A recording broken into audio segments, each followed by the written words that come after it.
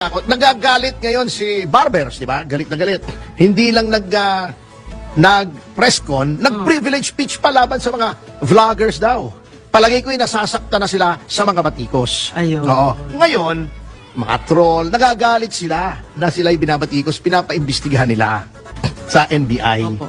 Alam niyo po, mga kagalang-galang na mga miyembro at chair ng Quadcom. At kung nagagalit po ang taong bayan, wala pong may kasalanan yan, kundi kayo. Alam niyo kung bakit?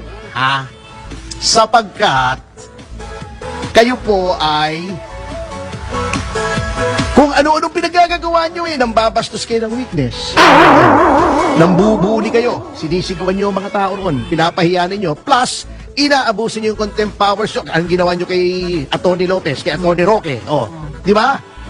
Puro kabastusan kayo Ngayon, kung nagkakaroon ng backlash ang taong bayan, ay sapagkat nakikita yung kabulastugang ginagawa nyo. Walang pwedeng sisihin dyan kundi kayo. Ngayon, kung tinitira kayo sa social media, kasalanan nyo yan.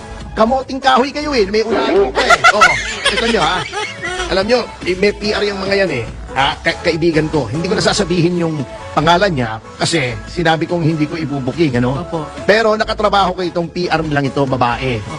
Dating girlfriend ng isang politiko rin. Okay. Tumawag sa akin.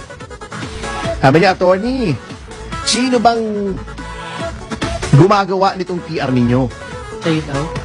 Hindi, yung PR, yung mga sa social media lumalabas laban sa Quadcom. Early on pa to Okay po. Nung katatapos ko lang humarap doon kay Cassie Leong, nung pinipigil nila akong kausapin yung kliyente ko. Ito yung kagaguhan yan, di ba?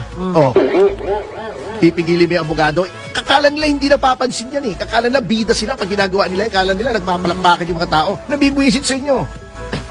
Sabi niya, sino bang gumagawa ng PR nyo? Bakit? Ang dami laban sa amin. Baka may troll farm yung mga pogo. Sabi ko, sige, alang-alang sa'yo, I will find out. Tawag ako, meron ba tayong mga ganyan? Sabi ko sa di wala daw. Sabi niya, paano kami mag-troll farm yung pogo? Yung pinagsasabi nilang funded by pogo. Wala nang pogo Kahit yung pogo ni Remulla sa Cavite, wala na, di ba? Tira na sa dyaryo Sinarhan na, as of November 30. Sabi niya, paano kami magpupunto? Wala nang pogo. Sabi ko sa kanya, alam mo, walang nagpopondo. Bakit ang dami? Sapagkat galit sa ibang tao. Kahit anong PR mo dyan, sabi ko sa kanya, kahit anong galing mo, magaling kang PR, mangangamote kayo sa hearts and minds of the people kasi mali yung ginagawa ninyo. Alam niyo yung promo, parang produkto yan, yung Quadcom parang produkto. Dapat maganda na antimano ang inyong produkto. Katanggap-tanggap na sa taong bayan. So, kailangan pala maganda yung choice mo ng title. Hindi lang title, maganda Quadcom. Bago ang produkto mo, si Abante, si Fernandez, si Barbers, si Paduano, si Luistro, si Adyong, si Puting ko yung buhok na nakangiwi. Yung nagkasama ni Dilima nag-file. Ang tawag doon sila, magkasama sila ni Dilima at saka yung paring adik, Niet Power pa ang tawag. At saka nagagalit si Barbers, sila tawag daw yung mga miyembro na pangit. Hindi po yon ay paninira. Nagsasabi lamang po kami ng totoo. Ano gusto nyo sabihin namin? Maganda si Luistro. Di sinungaling kami. Ito na habang sinasabi, magagalit ka. Sabihin kong pogi si Abante, sinungaling ako.